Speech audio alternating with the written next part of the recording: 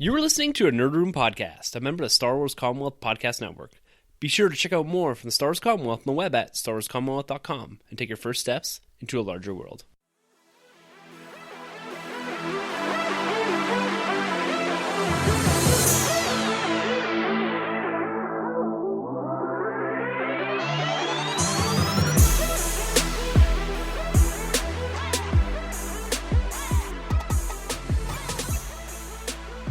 Hey everyone, and welcome to Star Wars Rebels Alert, the Nerd Room's podcast after show where we recap and discuss each and every episode of Star Wars Rebels Season 4. I'm one of your hosts, Tim. I'm Troy.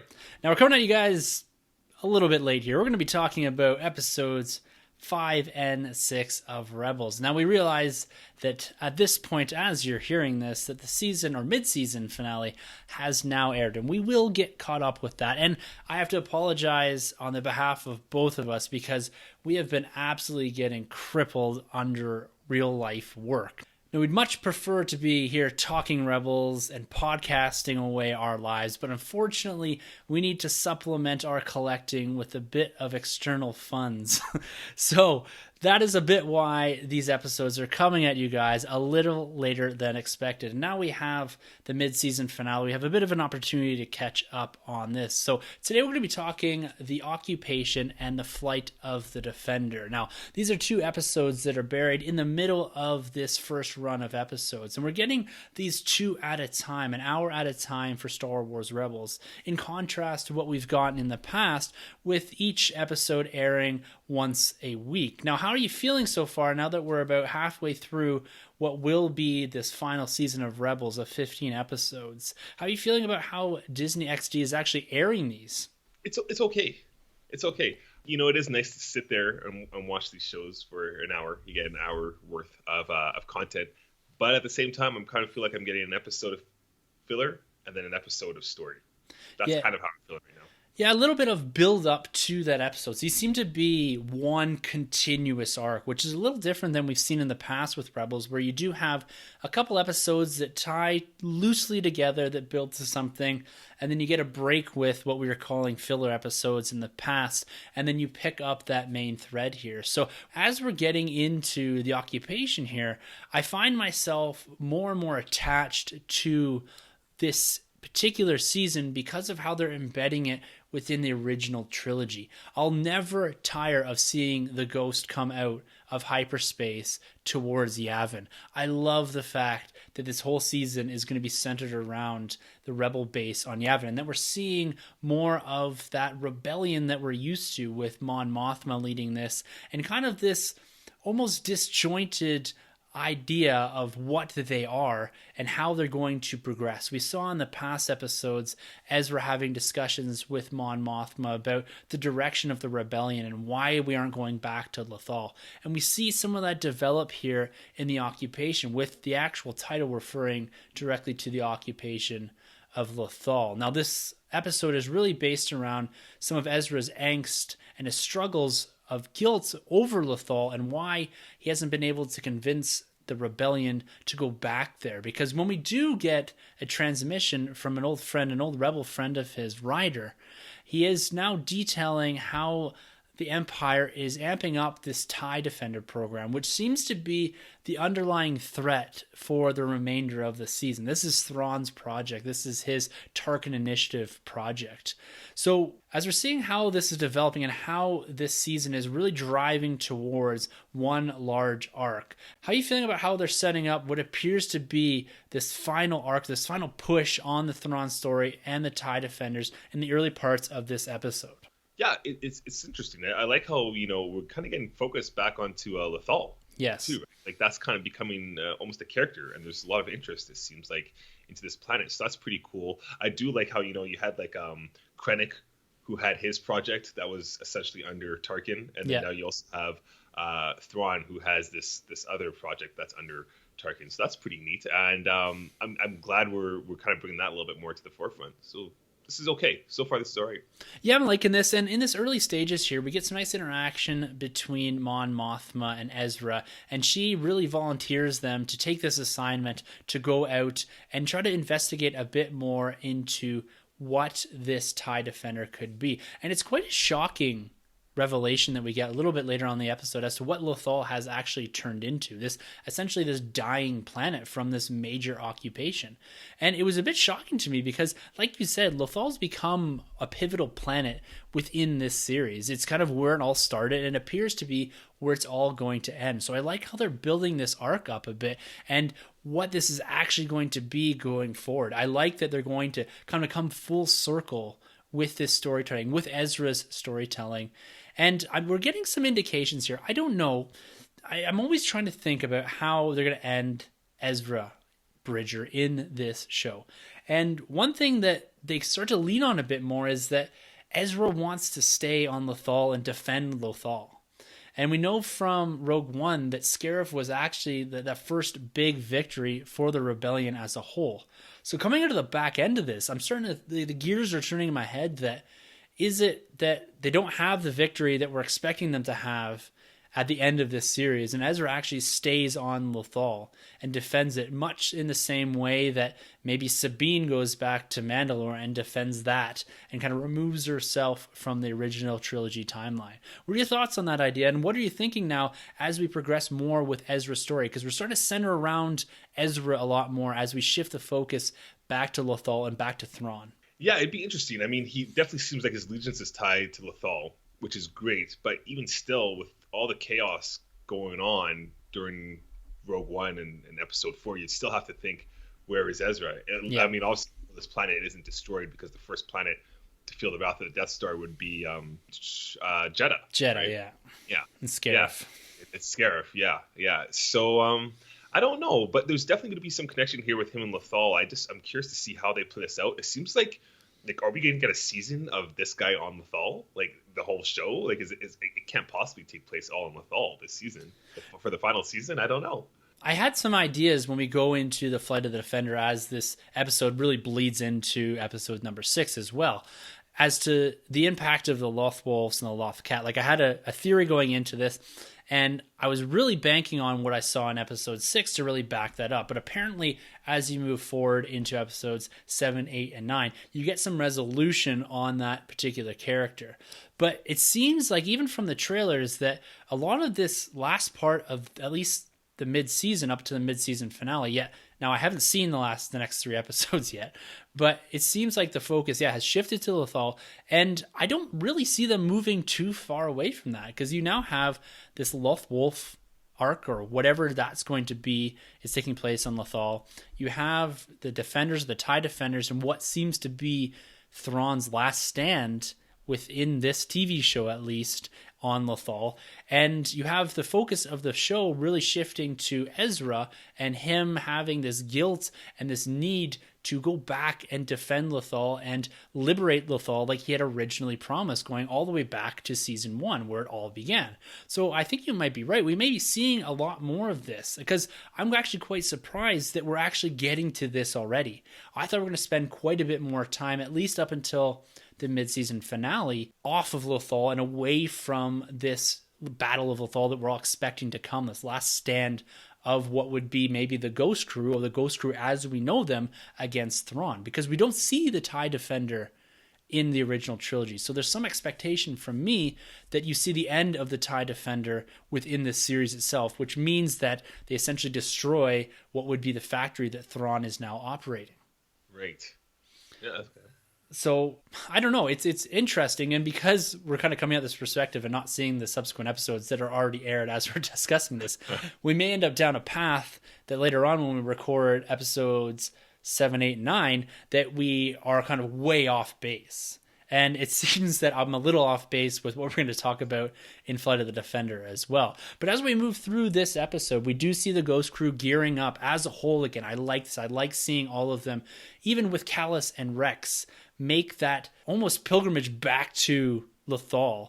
And we're not having so much the separate arcs of the individual characters. Yeah, we're getting the individualized stories, but they're always together. We're not seeing 2 of them going off on an own mission where everyone else stays on Yavin. It seems to be very Ghost Crew centric, and all of them head back to Lothal, with the exception of Rex and Callus, which I like. I like that they kind of kick it around on the Ghost as they move forward in this story. So once we get onto Lothal, we see the devastation of it all, which I said was quite shocking to me that they actually gone that extent of it. But how they actually get on to Lothal, they go down this smuggler's path with a character that we've seen in the past.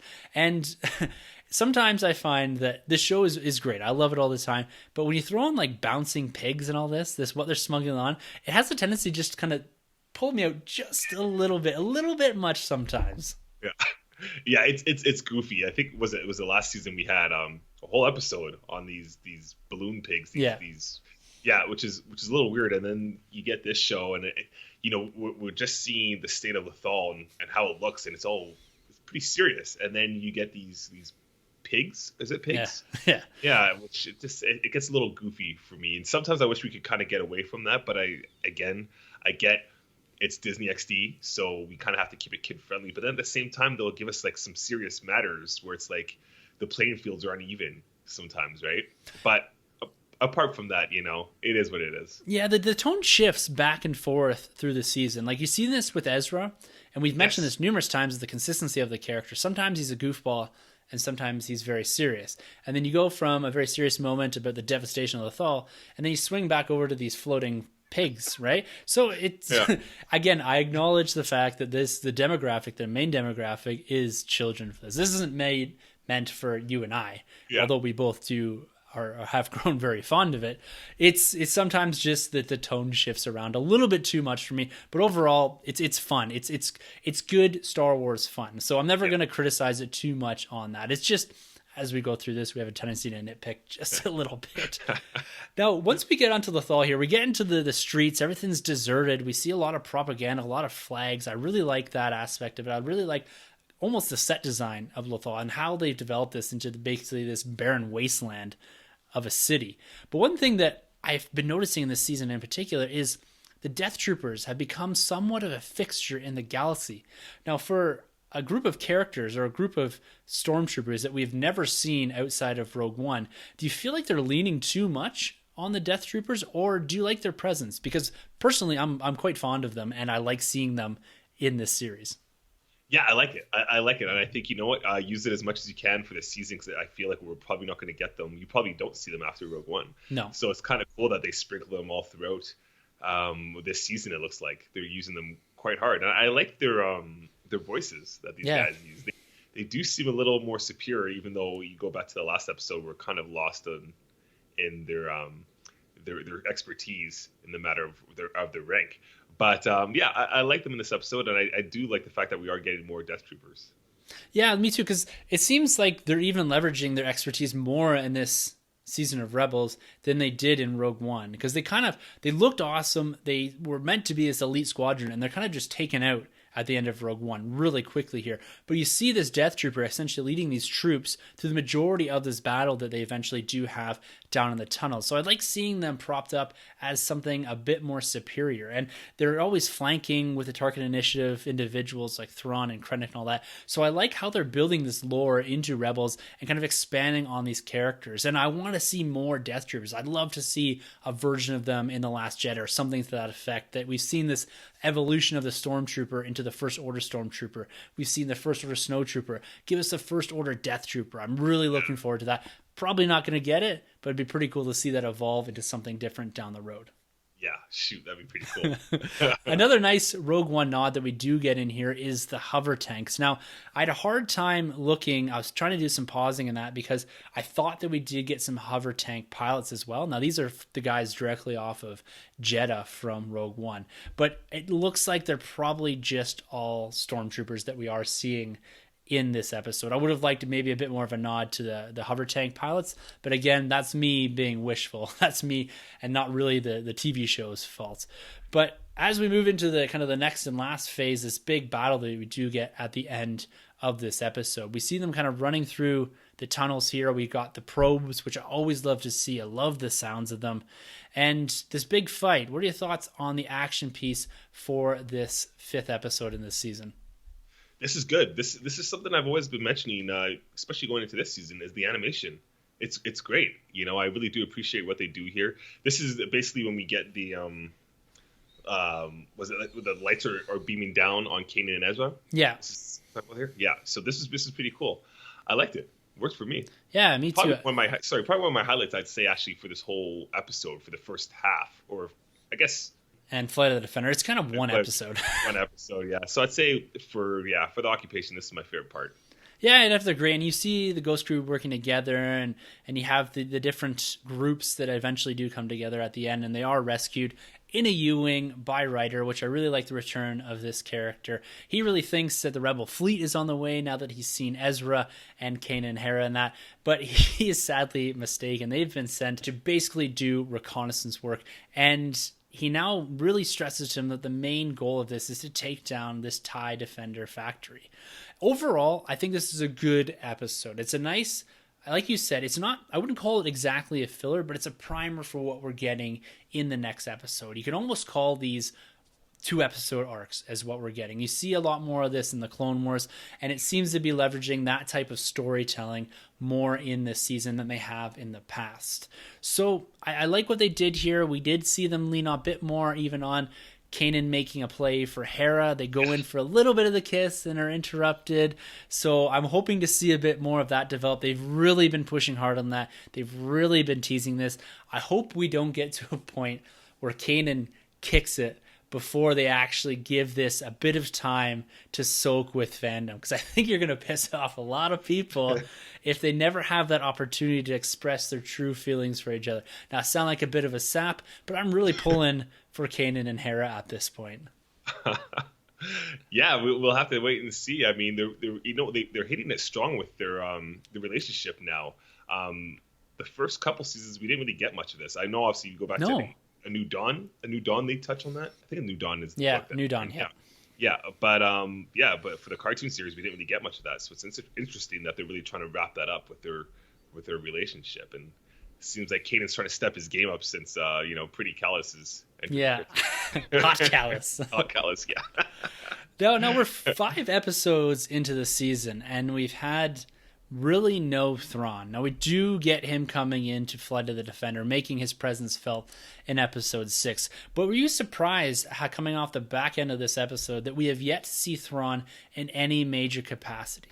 No, I think it's been okay. Because we haven't really got much of him except for the part when he's a hologram. Yeah. Obviously, right? So that works for me because I feel like Thrawn, he works best when you sprinkle him in doses, but he has to hit hard when you sprinkle him in. We can't have too much, especially because it's the last season. I don't want too much of the passive aggressive Thrawn. I really want him in there striking and really getting the job done and out for blood. That's the Thrawn I want right now. Yeah, well, he has a moment, and it may be a slightly more ridiculous moment in Flight of the Defenders, and we're going to get into talking about that right now. Like we said, the episode, The Occupation, bleeds directly into Flight of the Defenders, and this episode is also interesting because it plays with a couple different themes that we did see in the trailer. Now, we get a bit more development on this TIE Defender arc that we are seeing, but we are now starting to see a bit more of this white Loth cat and this white Loth wolf. Now, this is a bit of an interesting angle within Star Wars Rebels, and I had thrown a theory out there that they were actually more of a Force vision from Ezra, and that he was going on some sort of Force quest, and the Loth wolf and Loth cat were something that were guiding him through this. And this is where you're going to get maybe the appearance of Ahsoka in some sort of Force form. Now, when I watch this episode, and as we go through this, I see a lot of that in here. But apparently as we go into episode 7 of that kind of gets a bit disproven. But did you find, when we're going to talk right here about the Loth wolf, even though it's a bit later on in the episode and it's kind of strung through the whole thing, but did you find that the Loth wolf, that they tried really hard to make you think that only Ezra was seeing it, with Sabine passing out at one point, with no one else seeing it when it takes them back to Ryder's base? Like, were you getting that impression, or was I trying so hard to see my theory that I didn't catch anything else? Oh no, they definitely made it that way. They definitely made it out like it's all in Ezra's head. They had that whole scene when the wolf knocks out Sabine. Yeah. Obviously, off that little ride, and then he appears in front of his fellow teammates, the Ghost Crew, and then they turn around and nobody sees this wolf. But obviously, like we mentioned, going further later on, that changes people do interact with this wolf. But again, going back to Ezra does have that force power. At least they made it clear in the first season that he can interact with these beasts or animals of some sort, right? So he has some kind of bond, some kind of connection with animals. Yeah, he does. And I don't know why they tried so hard to make you think that no one else could see this. Right. And I guess it creates kind of an air of mystery to these individual animals. And I was really excited because I was like, oh my God, I finally got a theory right. Right, Force Tripping. Force Tripping. I actually put it up on the TSW VIP Facebook page, and I was like, oh, I'm so excited about this. It's all coming true. And someone pointed out, well, the promo for next week shows everyone seeing the wolf. So I was like, son of a bitch. Did you catch that nod there? First introduction with the Loth Wolf. We see the cat kind of appear above his head, and it looks like obviously Ahsoka's tentacles of some sort. So it kind of looked like they're trying to play with that aspect too again, which was interesting. I think it's just a wink. I don't know, but I did catch that. I'm sure a lot of people did.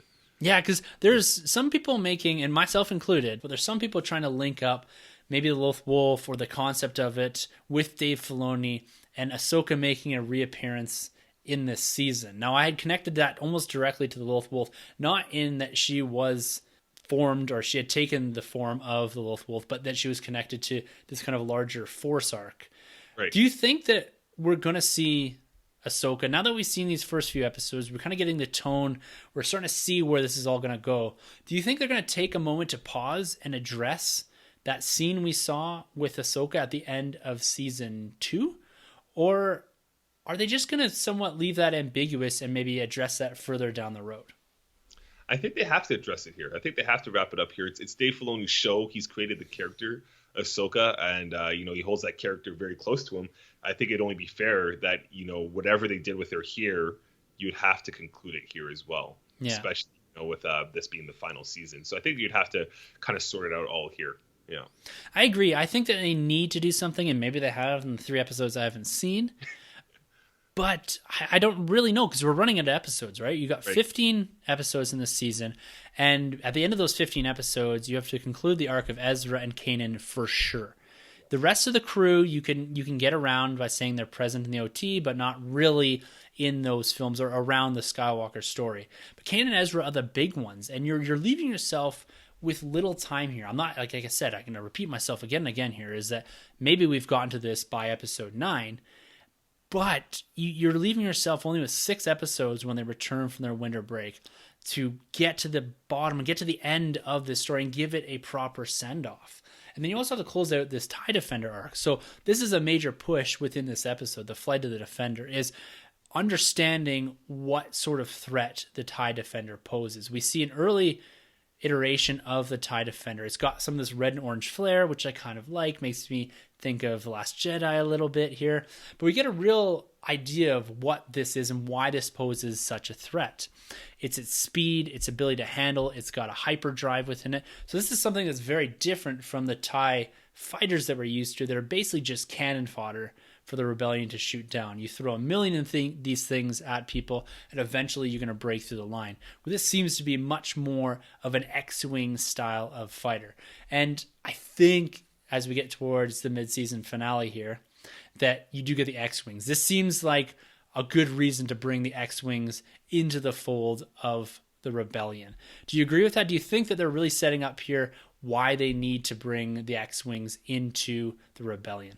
Oh, I think that'd be awesome. I think because we're down ships too, right? Especially after last season. Yeah. They lost 5 ships that they earned. And so do you think the component that they've taken, that Ezra's taken and hidden, is essentially going to be one of the components that you'd use to make the TIE fighter? Or, sorry, the X-Wing? I don't know. I don't know how they're going to bring the X-Wing into. That seemed to be a real plot point in this episode about them stealing that hyperdrive or the piece, the component that they have for it. Now, that might be something that they utilize because they're also taking a component of the TIE Defender to understand its capabilities in that. That may help down the road with directing their attack or being specific about their attack on the TIE Defenders when they do get the X-Wings. But it's going to be interesting to see how they bring all this in because it seems to me that they're going to go back with this information and Mon Mothma is going to say, well, we have this standing set of ships that we've been waiting for the right time to debut and for the right time to show the Empire that we do have this weapon. And that's how they're going to bring them into the fold with the TIE Defenders. Essentially, we're going to have a showdown between X-Wings and the TIE Defenders later on, because you really see them trying to demonstrate the importance of the TIE Defender. And you even have Thrawn actually entering into this episode to oversee the final stages of what I call the TIE Defender Elite. So this is next phase of evolution in this ship. Now, this is our first real appearance of Thrawn in the season, and we get what appears to be a really strange standout moment. You have Ezra and Sabine entering the TIE Defender to steal the component that they need here. And then they get kind of sidetracked by stormtroopers kind of finding out what they're doing here. And they eventually take the ship and take off with it. But as they're doing that, and as they're kind of planning to fly this actually back to Yavin to have the ship itself, now Thrawn stands up and just starts shooting like a cowboy. Yeah. And I don't know how they missed him in the TIE Defender. This thing's supposed to be this elite ship. I'm presuming with fairly accurate aim, not that of a stormtrooper, that of an elite ship. But this seemed like a strange scene. Like, I like Thrawn. I like what they've done. But this was a bit more than I wanted. Like, you don't want to see him cowering away. You almost want to see him stepping aside and letting other people try to shoot this down. Like, it just seemed, again, slightly out of character. Like, he's not that calculating that he can look at the TIE Defender and predict that the spot that he's standing on will never be hit by fire. Yeah. Yeah, I didn't really care for this scene that much. It seems a little weird. And again, a little goofy how Ezra got caught, by the Death Trooper. I think it's a Death Trooper, actually, that caught him. So I thought it was a little silly. I didn't really understand the angle that Thrawn was going at, where he shot down, like I mentioned to you before, the Saving Private Ryan moment, where he's trying to take down this ship. It felt something more like Callus in his early stages could have been here, filling these shoes, because I just feel like the presence and the importance of Thrawn wasn't felt here. He didn't feel threatening, like that we've had before, or that we've been hearing from the books or the past legends, the legend stories of Thrawn. So it didn't really work for me that well, to be honest. I kind of find a little off tangent to the ship. The ship itself kind of looks a little tacky. Don't you like the way like the way the ship looks? It comes out of Legends, I believe. Yeah. The TIE Defender. It comes from a video game somewhere. Cool. But so it has a bit of legacy. I agree with you. It looks a bit funny, and with Thrawn right now, like, because he hasn't been in until this sixth episode, and what he does here, and then later he says, this is a good chance for me to kind of view how this actually fights, and if Ezra or Sabine can actually fly this thing, then a fully trained pilot will do great at this. Mm-hmm. So they kind of say, like, oh, Thrawn's actually thinking about this from a different angle, which is very Thrawn from the book. But they just, for me, for this to be his first entrance into the season, and this is kind of what he gets as far as a small arc in this episode, it just didn't work for me. I love the character. I'm really hoping he gets his dues before the end of this season. I'm really hoping he doesn't actually die and they do more with him. But overall, his appearance was slightly underwhelming. It should have been more. If they're waiting until the sixth episode to show him, it should have been bigger. He should have had more impact on the story. Like, even if it's, I don't know, finding Ryder and killing Ryder or something to that effect. I know that's going a bit dark for a Disney XD show, but he really has no impact on this episode.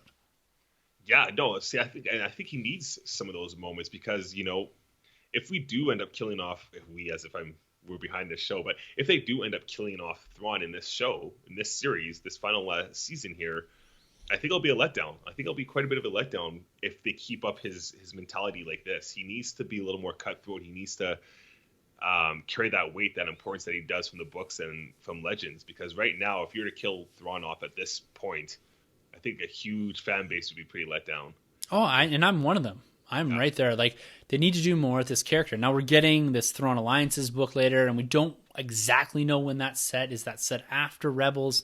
And we're probably going to not get that information until this season is actually done, to avoid any sort of spoilers. But I'm hoping for a bit more. This, like I said, was a bit of a letdown for his first appearance in Season 4. He had quite a bit of momentum coming off of Season 3, and I like, for the most part, what they did there. So I'm hoping we get more of him going forward. And like you said, he has to feel like a threat.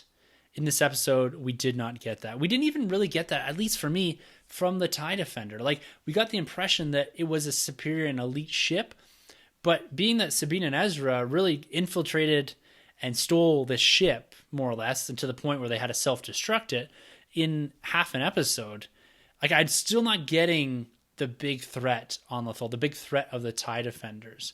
So when you talk about Mon Mothma earlier on in the occupation being like, we have to make the right decisions, we have to go to the places that pose the biggest threat.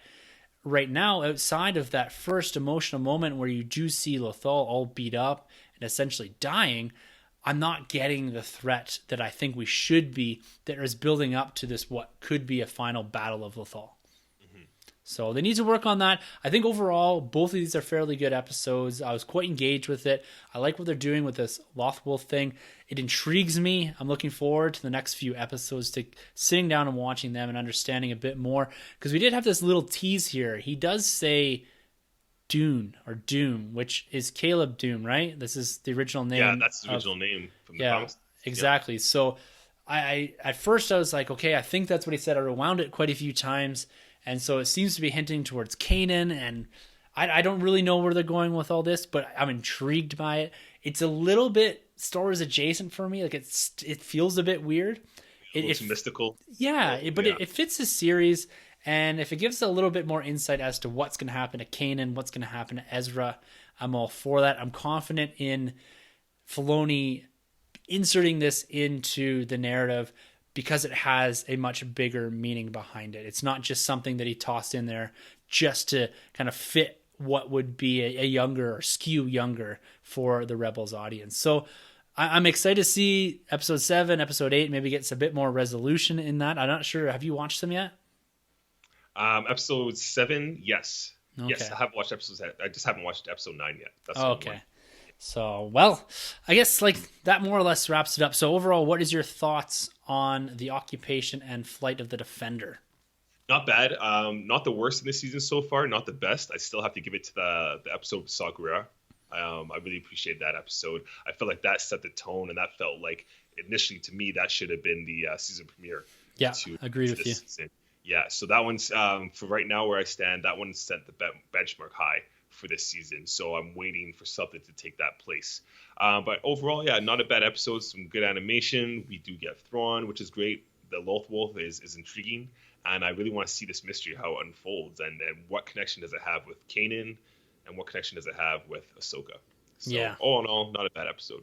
Yeah, I'm right there with you, man. I'm feeling the same way. This season is moving fairly quickly. Like we said, we're getting to aspects into parts of the season that we didn't think was going to come until episode 10 or so. So they're moving really quickly through this, which, you know, scares me, but also gives me a bit of comfort that they're actually going to address a lot of the things that we want. We called this less of a season of conclusion and more of a season about wrapping up some of those key arcs. So I don't think we're going to get a conclusion to every single thing that we're hoping, but as long as they address Ezra and Kanan, I think that's the important thing to do, and this Lothwolf arc seems to be stepping in that direction. So I'm excited to see what happens there. But overall, great stuff. Still loving Rebels, even though we nitpick this a little bit. I think this is going to end on a great note, on a high note.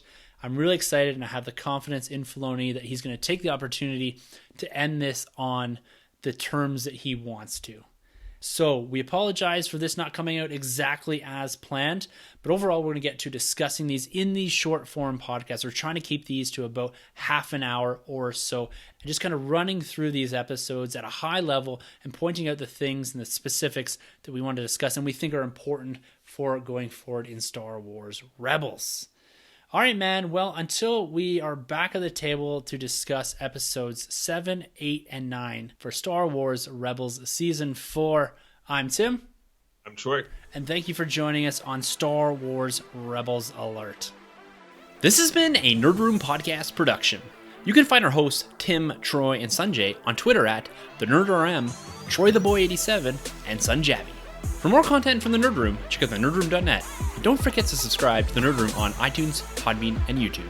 Be sure to head over to StarWarsCommonwealth.com to find more podcasts in the Star Wars Commonwealth Podcast Network, including Talk Star Wars, Tumbling Saber, Generation X-Wing, Rogue Squadron Podcast, Skyros Podcast, and San Diego Sabers. Follow the Star Wars Commonwealth on Twitter at SW Commonwealth and take your first steps into a larger world.